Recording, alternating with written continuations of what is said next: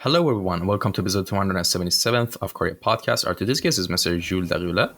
He's a concept artist at framstore studio and also one of the organizers and hosts of the Concept 101 event, which actually I had like 1/3 of the hosts in another episode. I think it was 268 with Daniel McGarry. But now we have Jules Darriulat, and he's based in London, United Kingdom. And of course, in the captions, you can find the ID to his Instagram account, the links to his Linktree and our session, which in the Linktree, you can find, the podcast 101, as I mentioned, a photo pack, portfolio, and all that good stuff, right? More stuff as well. Cool. And, Hey. Oh, sorry. Hey, go ahead. So, how are we doing today? I'm good. Thanks for having me. Oh, my pleasure. Very excited to have a chat. Yeah, excited to have that second, like, how do you say it in English? Like this, like a half? No, wait. It was 1/3? Oh, 2/3. The second third. Yeah, that's how I said, actually. See, my English is getting rusty, even though I just gave an IELTS like 2 months ago. So yeah, the second third. All right, whatever. The second member of the 101 event. London 101 Concept 101 event. I have it here. And we got the third person actually in the future in a couple of days. So yeah, the trifecta will be complete soon. The Triforce. Yeah, the Triforce. Exciting.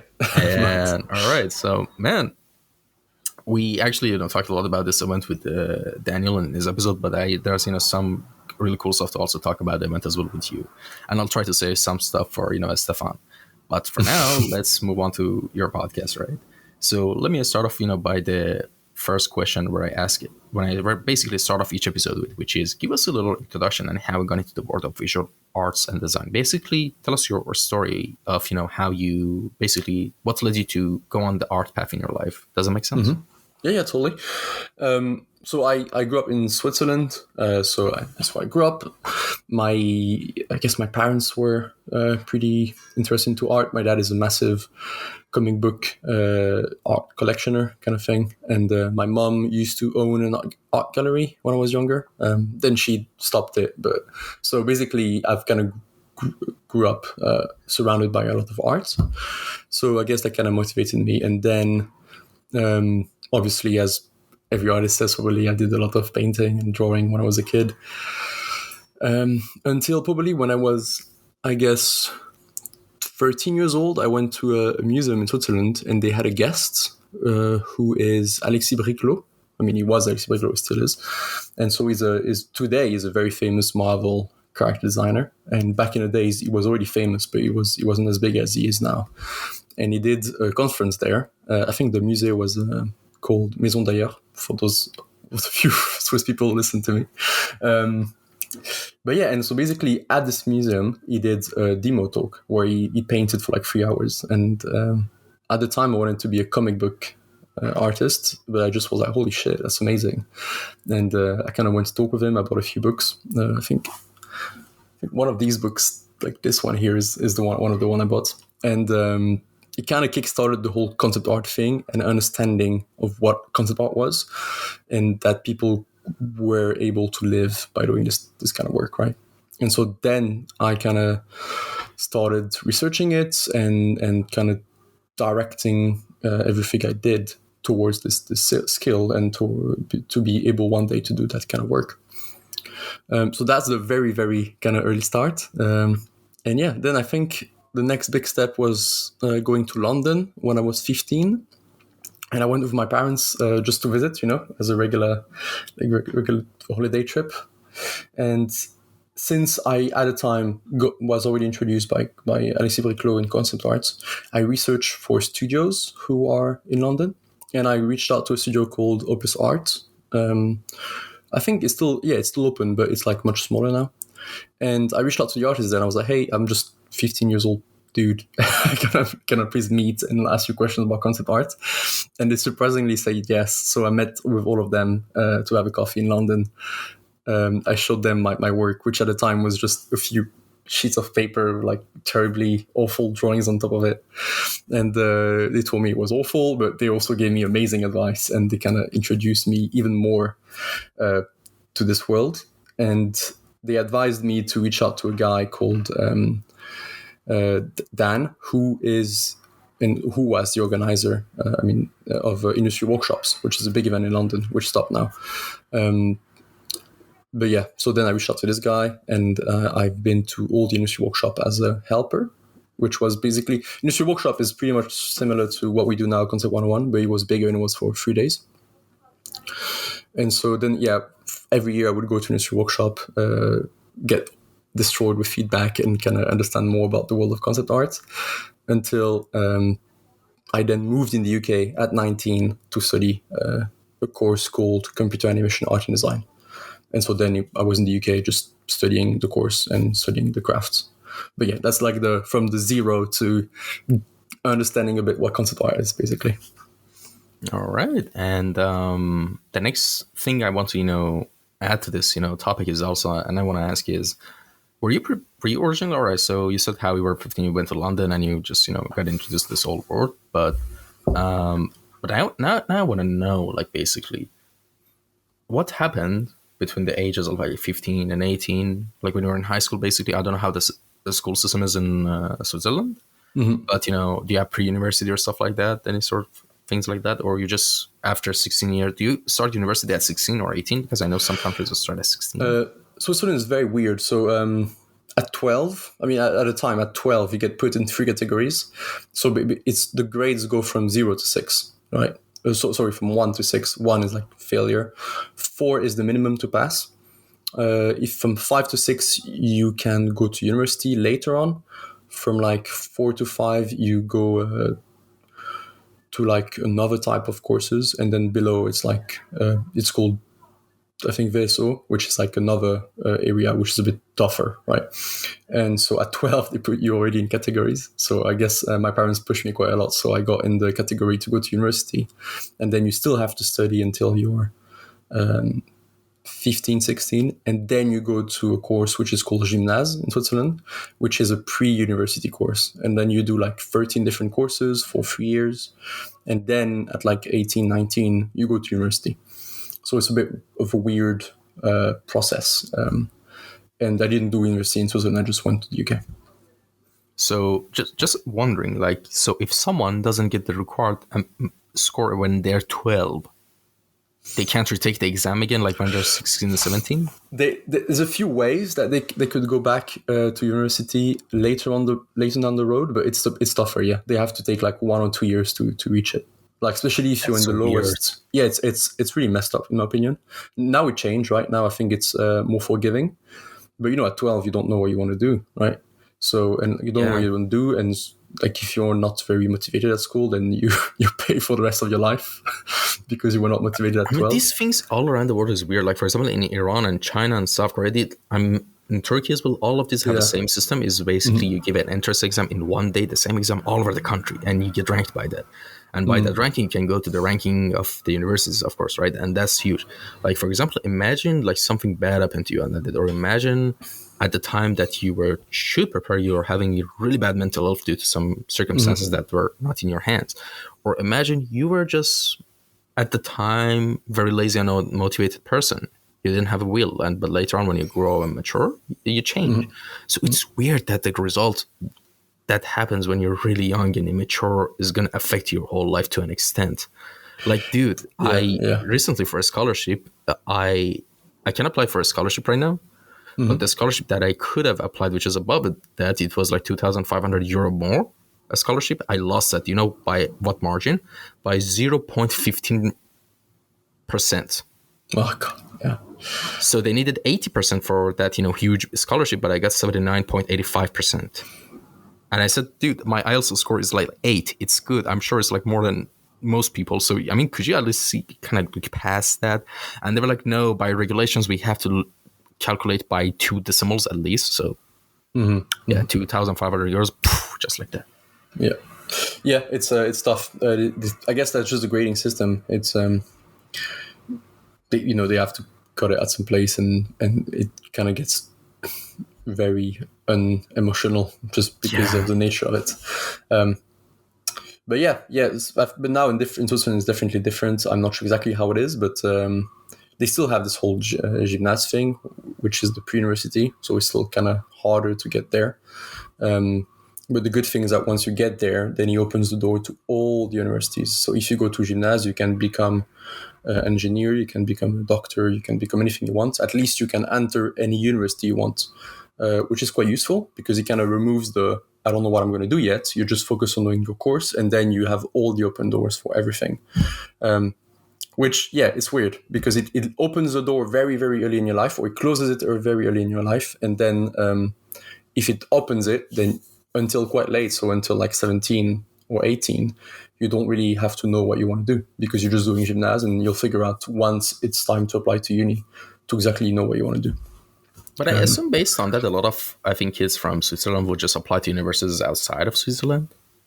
Not necessarily. I mean, I guess it's a pretty schools in Switzerland are quite developed, so it's quite nice. The reason why I left Switzerland is because I knew for quite a long time what I wanted to do, and Switzerland really doesn't have any career in concept art. It has a very underdeveloped film industry, almost no video games happening. I'm not saying nothing is happening, right? But in order to learn and to have as many chances possible to make it as an artist, like the obvious choice, and I guess I was also very lucky because I was able to afford going out elsewhere, right? Going abroad. The UK made the most sense. I almost went to France as well because France have amazing schools in like Lyon or in Paris. But at the time, given the current like classifications and also like with the test I did to enter universities, like the one I went in Bournemouth was like the best suited for me. And so I did a course called, I said the course earlier, but basically it's like a very 3D heavy animation course. What I learned about texturing, about animation, about rigging, about modeling. Not a lot of concept art, but a bit of it. So yeah.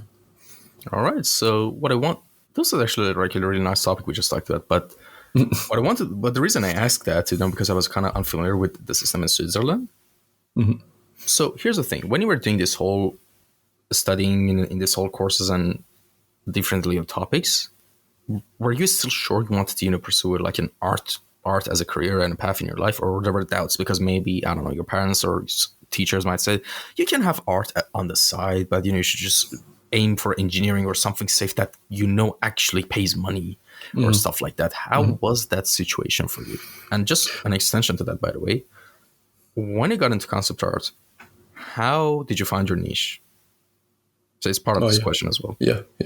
I think, again, on this, I'm very lucky because my parents have always been extremely supportive, but also because I was doing so much effort to kind of know what I was getting myself into.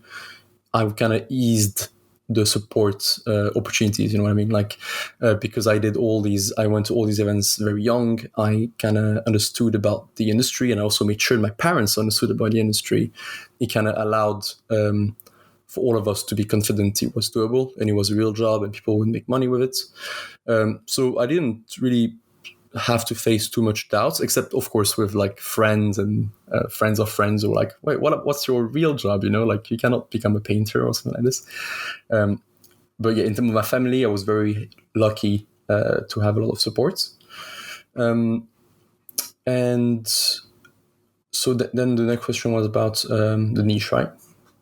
Yeah. So I think it's a bit ironic because working in the film industry, it's almost like I don't really have a niche because as a film concept artist working in a vendor company such as Framestore, you cannot really have your own style and you cannot really have your own specificity. Yeah. So I have to be able to do creatures. I have to be able to do environments. I have to be able to do spaceships, anything, right? Because given the context of what I do, I need to be able to adapt to what the client asks. So I guess just by doing a lot of portfolio work and by starting with my first job at a painting practice at the time, I kind of had to learn to do a lot of things. And so I guess that became my specificity, I can say it. A specialty, I think. Specialty, yeah. To be able to, I guess, be a concept artist generalist. All right, so you're mostly like a generalist right now, right? Yeah, pretty much. All right, good. And I've seen, on your portfolio that you've done something to work with on Wednesday on Netflix. How was the experience on working on that project? It was great. It was my first job as a concept artist, which was like, mind blowing. So I graduated from uni, and then I worked on my portfolio for quite some time, and it was just during COVID, right? So took some time for myself, then work on a portfolio, and then applied to loads and loads and loads of places. Couldn't find anything until painting practice, my first job. Answered my email, and I got into a call with them, and they were like, "Great, you're starting on Monday." So it was Sunday, right? No, it was Saturday. It's like, "Great, you're starting on Monday, and you're going to work on Wednesday." And I was like, "Oh, what is Wednesday?" It's like, "Oh, you know Tim Burton?" I was like, "Yeah, I know Tim Burton." They were like, "Well, that's his new show." So I couldn't believe it. And then I worked on it for a few months. I can't remember how long I worked on it, but maybe like 3 or 4 months, I guess. And it was a lot of keyframes, developing the look of the whole Nevermore University. It wasn't only me, right? It was a whole team. Painting practice works in a way that we have 3D artists and 2D artists, which kind of work together. So I was given a lot of renders and base work to then do my work on top, which would then influence the new 3D work that we do. It was like a very collaborative back and forth task with the whole team. But yeah, it was extremely rewarding to know that, someone like Tim Burton sees your keyframes and sees some of the designs that you helped doing and likes it. So it was awesome. And it was a real trial by fire as well, because it was the first job. I kind of had to be good enough, to do it. So I was very fortunate for them to believe me and to trust in my skills. And at the same time, I did as good as I could to be fitting in a team. So yeah, it was very surreal experience. Were you also dealing with imposter syndrome during that project? Like, was there anxieties like that going on? Yeah, especially because I did something which I wouldn't recommend anyone to do. I did my whole portfolio only using the iPad. So, I mean, I was using Blender, right? I would get Blender renders, and then I would paint over on Procreate with the iPad, because I don't know. I knew how to use Photoshop, but I hadn't used Photoshop in years. And so because of how useful and portable the iPad is, I just liked doing all my paintovers and all my sketches in the iPad. But when they hired me, they were like, well, you have to use Photoshop because it makes sense, like in production purposes, to be working fast, to send the files easily, to share the files with colleagues, as well as to work with different passes for renders. Just Photoshop is the superior tool. I mean, today I just use Photoshop for that kind of work, right? And so I had to almost relearn Photoshop within the first week of my work. So the first week was challenging because I was like, am I really good enough to do this job? I couldn't believe I had the opportunity, but also I had to learn Photoshop, which is quite ironic for someone just starting a job as a concept artist. But yeah, anyway, I had used Photoshop for many years already, so it wasn't that far. It was not like I had to learn the whole software, but I really had to, get to know how to use it efficiently, as well as get to know how to draw with this kind of pen and not like the Apple Pencil. So yeah, a bit of imposter syndrome at the start for sure. Yeah, I've always wondered, like, I'm not in the 2D concept art world that much, but why doesn't Adobe make like a Photoshop for, I don't know, iPads or tablets? I think they have a Photoshop for iPads. Procreate have been around for a very, very long time, and they're just amazing at what they do. It's such a good software. So I think Adobe might be willing to do something similar, or maybe they're already doing something similar. I just never looked really at it because of how nice Procreate is. Yeah, I think they've recently, I mean in a couple of years, I don't know, maybe I'm wrong, they made like they kind of completed the Adobe Substance Suite with a modeling package. Yeah. I don't know if you've seen that. Yeah, but that's... is that Sampler, iPad, I think it's the name. Is that on the iPad or? No. Oh. I'm just saying, like, I think they've recently been, focusing on, 3D stuff a lot. Yeah. I'm not sure. They've got Medium, which is an app, like a VR sculpting app, which is very, very good.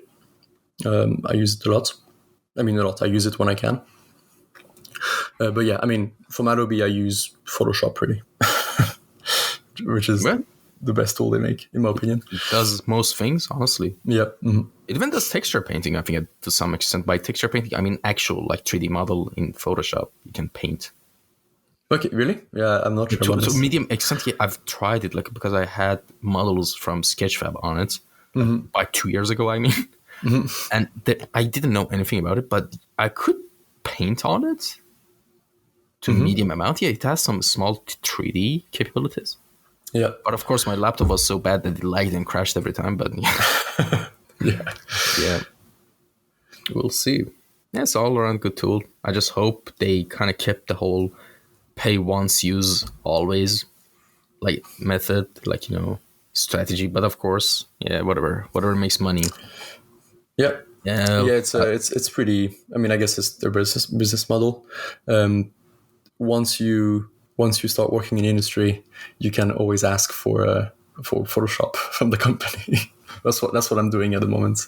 So I don't have to pay for it. I just use the license of the company, which is very comfortable. But it's a oh great yeah, tool, though. It's like for Photoshop and for the film industry. Sorry, for painting and for the film industry, Photoshop really is the best tool to me. oh yeah, pretty much. And I have a question about that, which if I remember, I'll ask you again, all right? But I don't seem to remember it right now. But yeah, let's move on to another question. Okay. How does your design process usually go anytime you want to start working on a new piece or project? Basically, what does the structure of your pipeline look like, both for Yeah. personal works and also professional work? Cool. Well, so professional work, it varies a lot of the deadline and the tasks, right? Because we don't always start at the same stage of the process. In other projects. So, for example, if they just have some references for me, well, I have to start from scratch. If they have no references and just a broad idea, I have to look for references. If they already have a full 3D layout, then I have to start from the 3D layout stage. So, professional varies a lot. When it comes to personal work, it's often the same thing, I guess. I look for an idea for quite a long time, make sure that I do find a good idea. And once I do find a good idea, I start sketching, look for references. Usually, this stage here will also bring me back to the idea. Maybe sometime I change it. Once I have some good sketches, I go into 3D. It could be modeling with the VR headsets. It could also be Blender, or it could be ZBrush. It depends on the subject I have to do. And then I build my assets, I build my scene, make the lighting, texturing, all that fun stuff, and get the render, get all the passes. I like to render with EXRs, which is a bit weird. But basically, an EXR will give you all the passes in just one file, which is super useful. And so I always render like Z-depth, diffuse direct, diffuse indirect, and like probably like 20 passes I always use. Which gives me a lot of freedom in Photoshop to then paint over and to really adjust the image.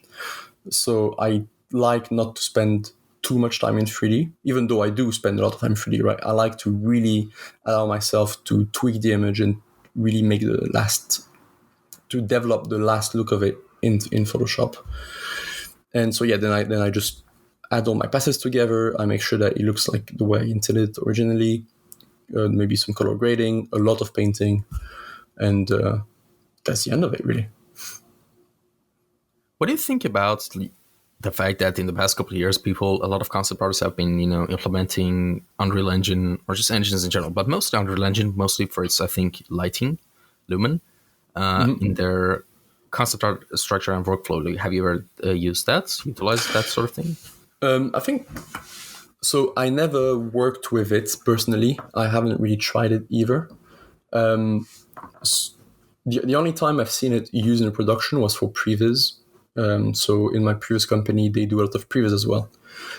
So it was quite useful for them to use the 3D levels that they would make directly in Unreal. And so that would be very good to show to a director, right? Or to whoever the client is. And that will also be quite good for us to then paint on top of it. So when I was there, I kind of experienced a bit with Unreal just to kind of be able to work within the production I was in.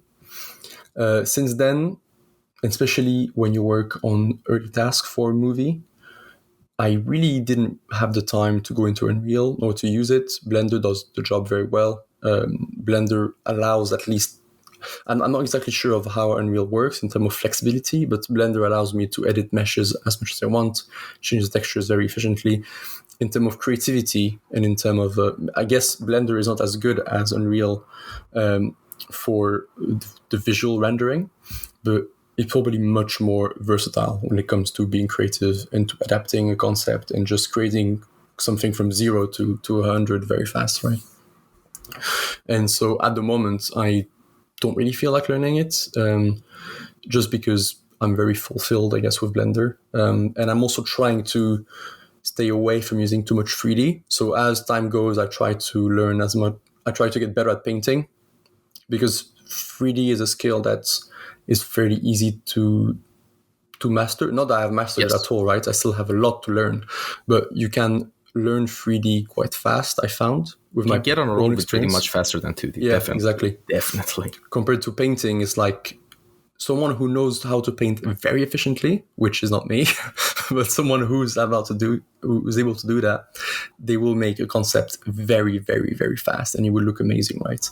So that's what I'm trying in the future and today to lean towards, so I can use the 3D just to get what I want and then paint the rest of it. And Unreal kind of goes against this. So of course, if I have to use it within a production, I'll use it. I think there's probably a lot of resources out there to learn it, so it should be fairly okay to learn it. But at the moment, it's not really my priority. But I understand some people love it, and that's great for them. Oh, yeah. Mm-hmm. And another question I want to ask, since we're on the topic of like getting a job and workflow and all that, I think a lot of people might be interested, what are some of your best tips and advices that you might have for a good portfolio and resume for artists who want to break into the industry? And concept art, obviously. And what other like extra advice that you have that you might have learned throughout your own experience as well? Mm-hmm. It's very funny because just 3 days ago, I was in Paris for IMAG, right? It's like an event in Paris. And I went with Daniel, who you just interviewed, and we did a talk at IMAG for framstore. And the subject of that talk was exactly this. It was like how to create a successful portfolio from the film industry. And so we went through like the whole thing. Not to do the whole talk again, but main thing, fundamentals, very, very important, like showing in your portfolio that you can do fundamentals. That just will be very important for the recruiters to have a look at this. That means adding thumbnails, adding sketches in your portfolio, and showing your process from having a first idea, pushing this idea onto paper, and then having a final keyframe or final design sheet, all that. But that's very important. The amount of images you have in your portfolio is so important. If you have more than 10 images and you're a student, chances are that your new images are going to be better than at least one of the 10s you already have. So remove the old ones because you don't want to show outdated work, right? What else? Too much kit bash. A lot of students, they love to use 3D, but they forget to design, so they use a lot of kit bash, and then the main subject of what they design ends up being an asset that they found online, which really doesn't show any creativity nor design skills. So you want to stay away from using too much kit bash. You also want to make sure that you have 3D skills. So kit bash, not too good, but not too good for specific tasks, right? But then 3D, it's important to have just so you can work fast. Make also sure that you have some 2D skills, such as painting, photo bashing. That's very important. What else? A lot of things, really. I can't think about anything else, I think. Oh, yeah, do your research. Like, if you have a company you really want to work in there, look at who's working there and ask yourself how you can match their skills. Very often, like students, they would just think that they're good enough, which, if is the case, that's amazing. And many times I thought I was good enough and I wasn't. And the best way to know that is like, look at the company you want to work at, look at who's working there. If you're a junior, look at the juniors. If you're a senior, look at the seniors. Anyway, look at their work and ask yourself, how is my work compared to theirs? And if it looks worse, then it's a bit sad, but you probably need to do more work, right? If it looks the same, then you should apply. And that's a little list of advice. That's awesome. By the way, is there a link or anything of this talk that you guys have so I can add it in the caption of this episode? It's not released yet. I know that Patrice, the organizers, recorded it, and I think he said he's going to release it. I think it's probably you have to pay for it. It's the iMic thing. But it's going to be released down the line at some point, but there's no link at the moment. It's part of the iMic Masterclass stuff. But yeah, sneak peek right here, guys. I went through like half of it very fast, very summarized. That's awesome. But you should definitely check out the other one because we spent actually a lot of time kind of making it into a nice talk with Dan. And I think it went well. So depending on when you're watching this in the future, maybe today is 19th of March, and this episode will hopefully will be uploaded mid-April or the first week of April, because I have a lot of episodes to still, like today I finished editing episode 263. So you're 277, so 14 episodes to reach your episodes. So if I do a quick math, in a month it will be uploaded, I guess. That's a lot of work. Yeah, man. A lot of work for you, man. Yeah, I'm just trying to finish all this editing stuff so I can finally rest. Like go out again. Like, dude, for 3 days straight, I've been just ordering food and editing nonstop. Yeah, I haven't gotten any sun on my skin, and I'm feeling it. I should definitely go out. Nice. You have good weather now where you are. Yeah, but it's really cloudy these days, rainy. So you assume, the spring, by the way, in Turkey is beautiful. Like, it's amazing. It's like paradise.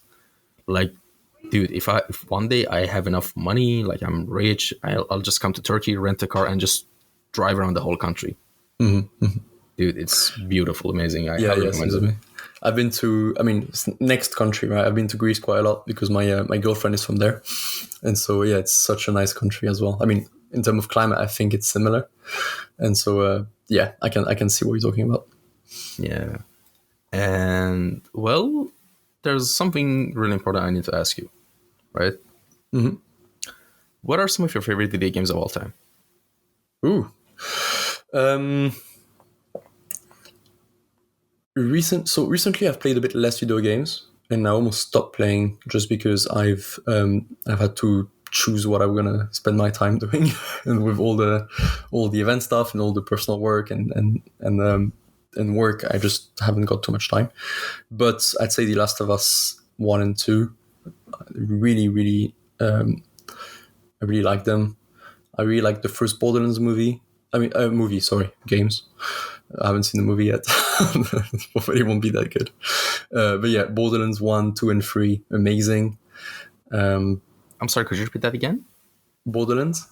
Oh, Borderlands. Yeah, Borderlands, yeah. The first, all of them are amazing, especially the second. Which other games? Yeah, which one you played the most? Now, that's an interesting one. Yeah, probably some Battlefield 3 or something like this. All right. I think so. I've been playing Dark Tide recently as well, which is very fun.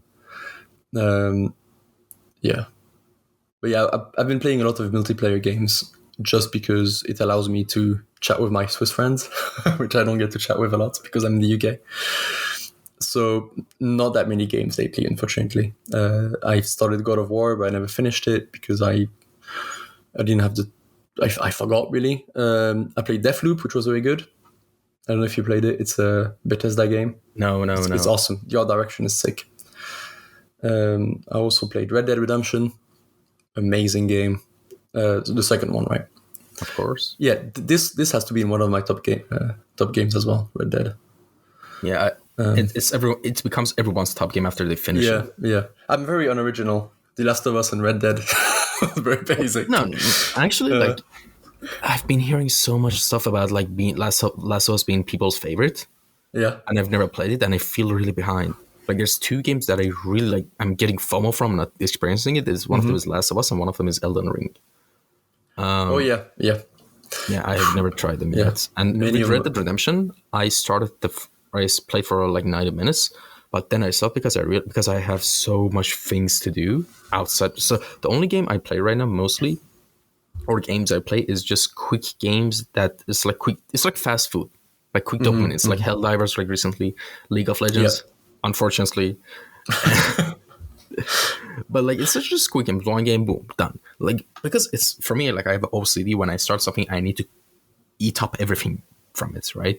Like I get into the lore, I get into the details, I get into the backs behind the scenes and everything. For example, things like Red Dead Redemption or Elden Ring, there are things that you have to enjoy it. You can't just rush through them. You miss the point. Totally. Yeah. I think I started playing it and then I stopped playing it for maybe 2 years because I was like, I don't have the time. I don't deserve to play it. And then like a few months ago, sorry, I spent like like 3 weeks nonstop playing it, and then I finished it. I was like, yeah, finally, like the game got the time it deserved. But I definitely agree with you though, like fast food games or like the games that you can play for 40 minutes or like that kind of stuff really are more adaptable, I guess, in a work 9 to 5 lifestyle, right? I mean 9 to 6 for me. Helldivers I really want to play. Really It want was to really play fun it. and intense. But it's best if you play with friends. Yeah. Trust me. Yeah, I mean, I've got a few friends with whom I used to play Battlefield, and now I've been playing Darktide, which is similar to Helldivers, not as good probably.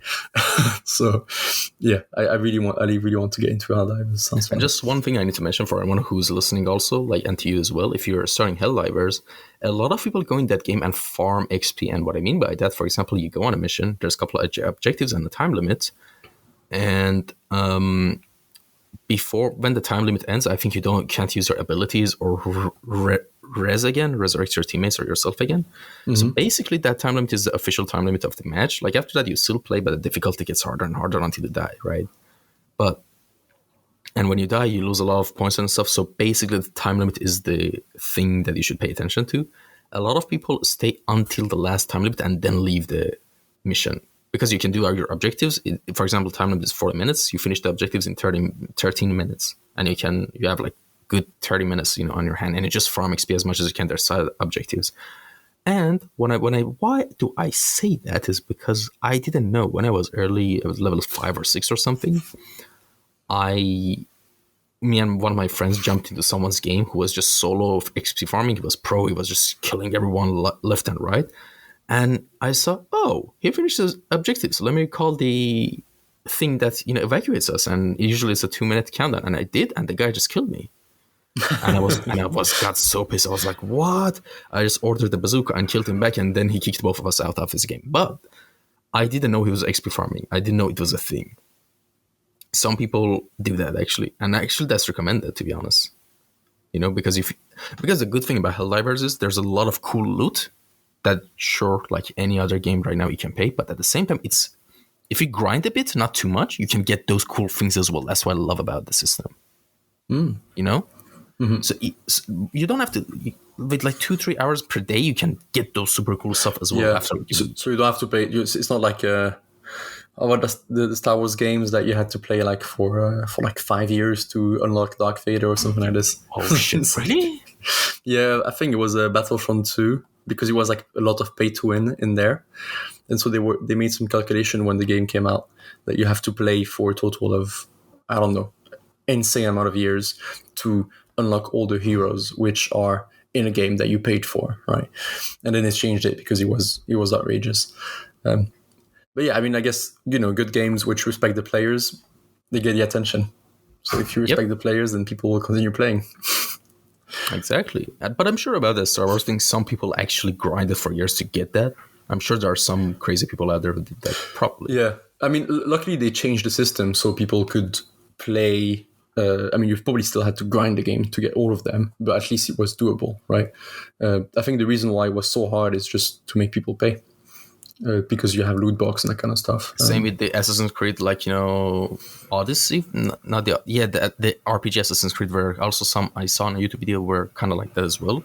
Like someone actually described it very well that he drew two curves at the same time and compared. when you buy the battle pass and get the XPs, and when you don't buy the battle pass, and it was so insane. Basically, you had to buy the battle pass to win the game, like discover everything. Yeah. Yeah. I hate this, honestly. I hope it changes. Yeah, I mean, yeah, I guess most of the game today they get into this sort of weird loop of getting more money. So hopefully, you're right, and it changes. I mean, like same, like the most sold game last year was the Harry Potter game, and that's a single player game, right? And it sold like by far the most. So if they actually look at the stats, they probably will make more solo games, but they seem like they don't. So. But I mean, wait, isn't that game Hogwarts Legacy? You mean? Yeah. Isn't it multiplayer? I don't think so. I haven't played it. I didn't play it. I'm not sure as well, but I think I saw some servers, or maybe I'm wrong. Maybe I'm absolutely wrong. I don't know. I don't follow it. I'm pretty sure it's a solo game. All right. Yeah, I might be wrong, but I'm pretty sure it is. I mean, it looks really fun and amazing, actually. It looks nice, yeah. I mean, also, it's a great world. Yeah, I'm not a Potterhead per se, but yeah, I mean, people seem to love it. I guess I don't know. If it's sold well, or you can also rip off Pokemon and then you make Pal World. Then you sell a lot of copies. Listen, as well. If it's a ripoff, but it's a good product, I don't mind it to some extent, right? I mean, you have to see it. You have to see the fact that Pokemon hasn't been making really good games lately, but of course that's not an excuse to plagiarize. But I don't think they were plagiarizing, because Pokemon itself, someone showed like a franchise from 80s that. By that logic, Pokemon also ripped off that thing as well. If you take a concept and improve upon it, that's like a concept of having weird, cute, or sometimes funny, or random looking animals with different attributes and categories. That's not a very super original idea. It's something that's been done before multiple times, and I don't think, for example, if someone aside from Palworld do that again, have their own spin on it, that's fine. And Palworld, I love the fact that it was so unapologetic. You can actually brutally butcher your pals. You can make a slave labor camp. You can do a lot of weird things. There are even a lot of weird, even looking and acting. I don't want to mention how, pals. Like, the game is unapologetic, and it's not for kids, definitely. And I actually enjoyed it, but because it's also one of those things that you have to grind a bit. The grinding is not that hard, by the way. You can do it and actually have fun and get those cool things. But the thing that really got me to stop playing it was the same thing with Red Dead Redemption. I don't have the time to invest in a single game. I just need fast food. It's not very healthy, but you get the point.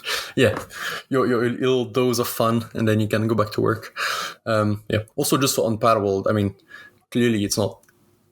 There's no issue with the legal aspect here, because the game is still running, right? I mean, Nintendo would have sued the hell out of them if there was a clear plagiarism happening. So the fact that the game is still happening and that people are playing it means that it's totally fine. But yeah, I heard a lot of good things about this game. So the developers are really their attitude is really good. The people said a lot of we're making fun of the Steam graphs of Palworld, that hey, after 2 months, people look how many the amount of people who played are really low, and the CEO just made a statement. It's fine, we get it. We'll always welcome you back. We're not going to trick you into buying things. We're not going to, scam you or some shit. Come back anytime soon. It's kind of attitude you don't see in the game industry that often. And because of things like this, or dude, speaking of a funny thing that happened recently, it's a real thing, by the way. Apparently, I think it was Apple's CEO that, I think Epic, I'm not sure, I don't remember, but there was a tweet that explained it. Emailed one of the representatives at Valve and kind of, were mad about how, I think Valve did some things that kind of, made it problematic for Apple and Epic. I don't remember the details, I'm sorry. But basically, the guy at Apple was mad at Valve, and the guy who sent it also CC'd Gabe Newell, right, in the email. And Gabe Newell's response was, "You mad, bro?" I love it. Nice. We need more people like this, genuine, authentic people who take care of the gaming community, their games, their employers. They're basically, you feel like they're one of us, not some dude in Blizzard who is just a financial businessman who flushed the company down the toilet. Yeah, totally. Yeah. And dude, I hope you don't get in trouble with the fact that I'm just trashing a lot of companies right now in the podcast. I Well, hope that's okay. you're talking about it. I'm not. Oh, that's true. That's true. That's true. That's true. But yeah, no, totally. I mean, the people who are in charge of certain companies, I guess they probably would find that the more they care about the players, the more the players will care about them, the more games they will sell. And unfortunately, sometimes it's not the case because they just, you can just have a very weird financial system and make a lot of money that way. But yeah, I guess we can try and push for the best. Yes, let's stay optimistic. Yeah. There are still great AAA studios out there. Larian, CD Projekt Red. Like, there's Oh a yeah, lot yeah, yeah. more Loads of them. Yeah. that don't really come to my mind, or I'm ignorant about, but I'm sure there's still no hope for the future of industry. Obviously, but we'll see how things go. But speaking of games and art and everyone who's involved in making them, I want to ask you something. Who are some of your favorite artists and designers that have inspired you the most? Oof. I'm not very good with names, so I tend to forget people's name. Also, I tend to I don't really I tend to remember art pieces more than what the artists do. So I don't have like art heroes, that kind of stuff, because I guess I don't care too much about it. But I mean, I guess I mentioned Alexis Briclot earlier because he just kind of introduced me to concept art. So I really like what he does. And I got a few books from him, so it's very nice. And otherwise, like, it's more maybe projects. Like, I've got something full of art books here on the side. I love all the alien stuff, all the love, death, and robot stuff I like as well. I mean, it's not artists again, but it's kind of art direction and kind of projects which I quite like. Who else? Yeah, I guess that's it really. Like, I've never really looked up to other artists. I mean, I've looked up to the arts and to some skills that they have, but I've never been like a fan of that guy, or like a fan of this guy's work or something like this. Yeah, so I wouldn't be able to give you a list of names at the moment. Sure. And what are you working on right now? If you can tell us about that. I mean, of course, there's NDAs involved all the time, but what? Like, just could you share with us any amount of detail that is possible for you? Or aside from that, what? Also, tell us about some of your personal stuff you're working on, if there's any. Yeah. So professional work, I definitely cannot say anything. I wish I could, but I cannot. I can say that some of the shows I worked on in the past are going to get released, which is good. I worked on the Free Body Problem when I was at Penning Practice, and that's coming out this week when we speak. So I think it's coming out this weekend. It's a Netflix show from the people who make Game of Thrones, based out of a Chinese book, if I'm not mistaken. So I'm very excited for this. I was able to work on this for maybe like 1 or 2 months. Also worked on Doctor Who, and the season 1 has been announced to be released in like a month or so as well. Probably when the podcast is released, it will be almost out. Season 1? Yeah, it's like a reboot thing. They're calling it season 1. Yeah, it's going to be released on BBC and Disney Plus. Yeah, because otherwise it's like season 16 or 17 or I don't know, many seasons.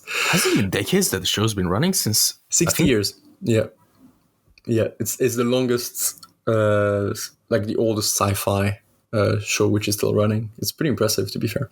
It was a very fun show to work on because it's a bit like The Mandalorian or like Love, Death, and Robots.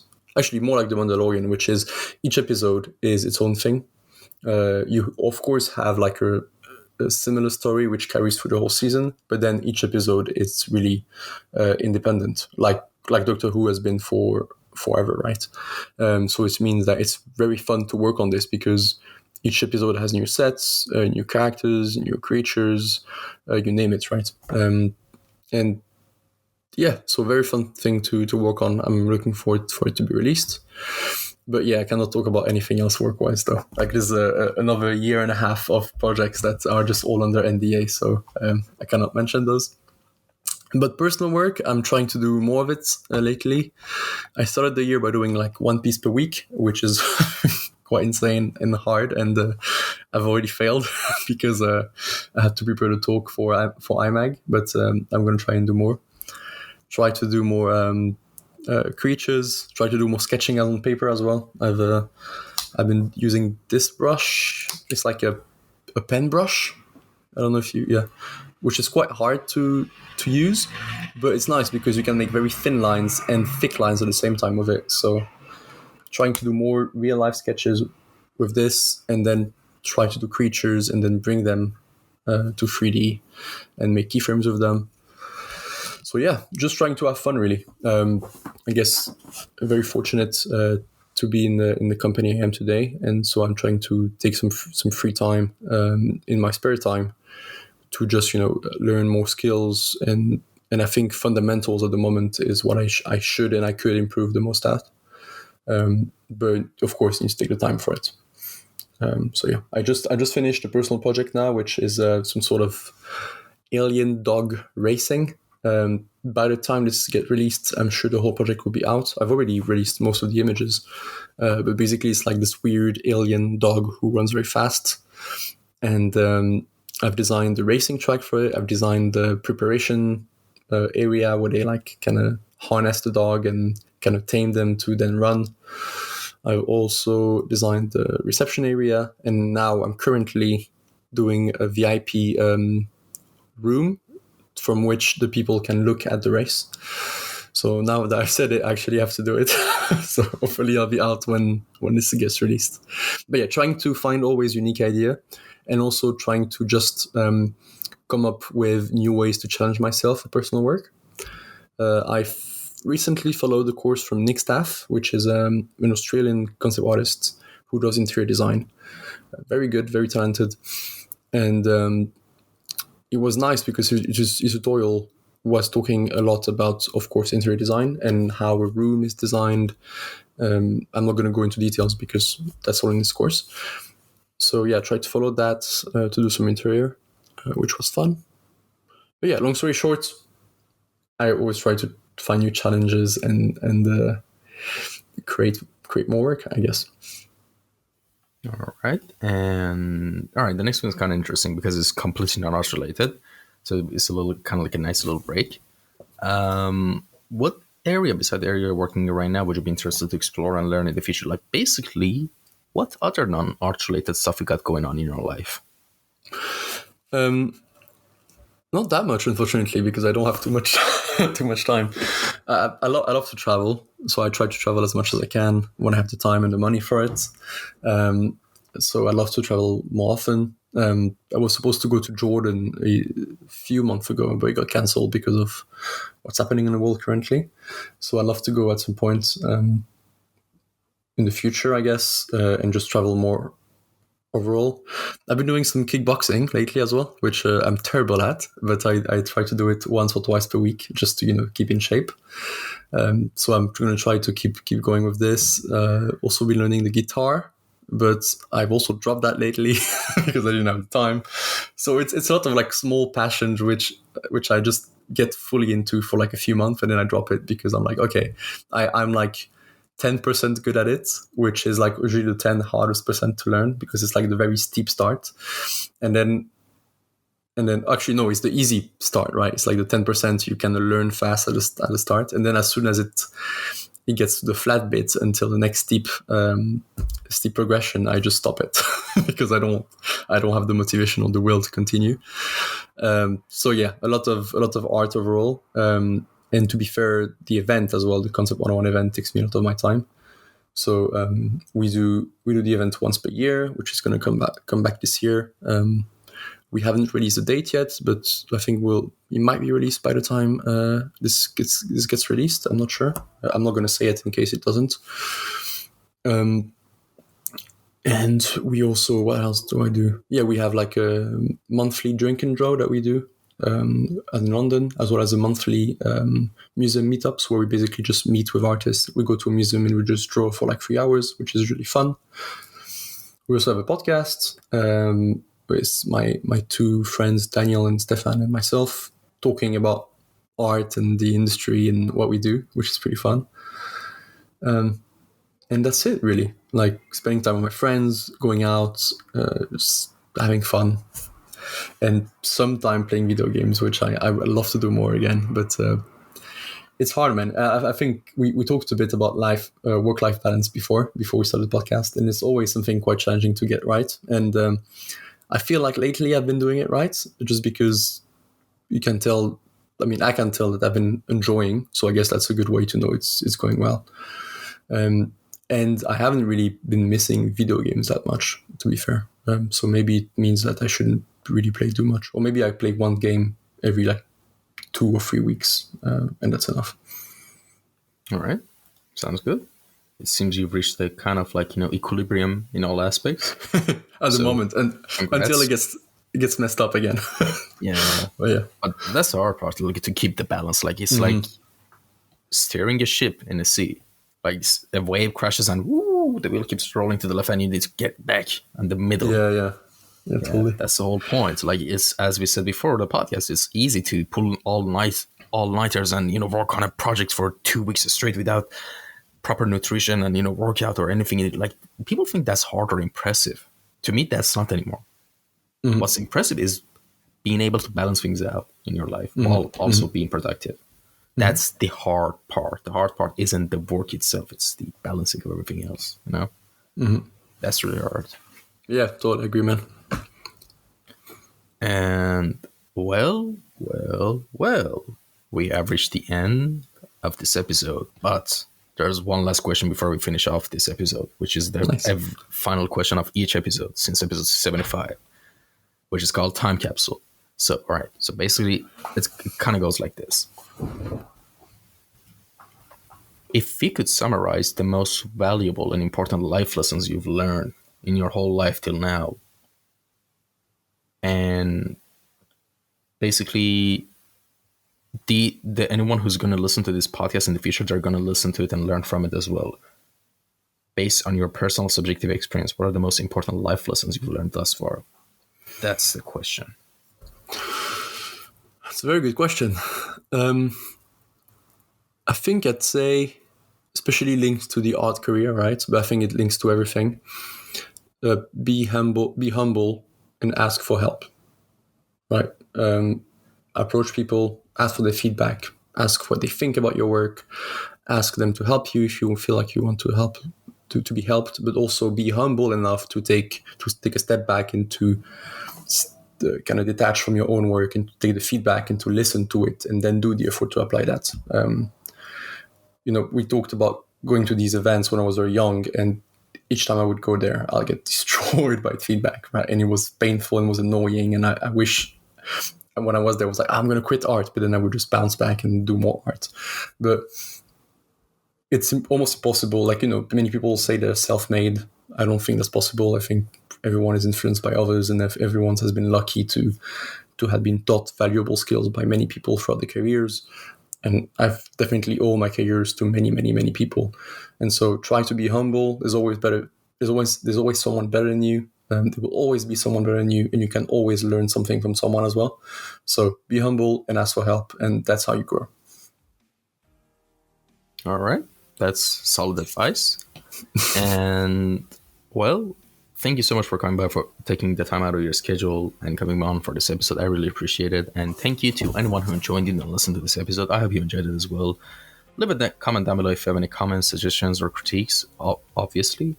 Or send me a message on the Kouryer Podcast Instagram page. I'll check all DMs, which honestly I don't get many DMs, so that explains. But yeah, the point, I'm receptive to all DMs or suggestions. Right, that's the point. Right, nothing else. But yeah, that's about it. Take care, everyone. Stay safe till next episode.